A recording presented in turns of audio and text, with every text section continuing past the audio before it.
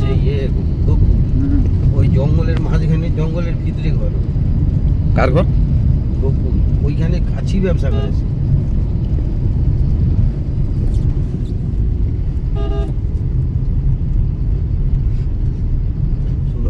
এইখান থেকে ঢুকে বাঘ নিয়ে যায়, ওই তো ওই বেরোচ্ছে সব।